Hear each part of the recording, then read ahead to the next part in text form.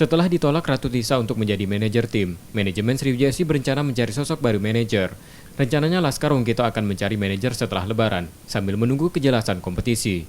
Manajemen mengakui, calon manajer tim nanti harus memiliki wawasan luas tentang dunia sepak bola, loyal serta mampu memberikan dukungan pada Sriwijaya FC selama berkompetisi. Bahkan Sriwijaya FC kini fokus mencari putra-putri asal Sumsel untuk menjadi manajer Sriwijaya FC.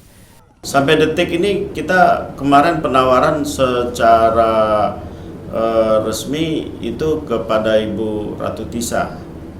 Namun nanti apakah nanti ada sosok lain, figur lain yang akan menjabat manajer, ya kita lihatlah nanti. Ya pasca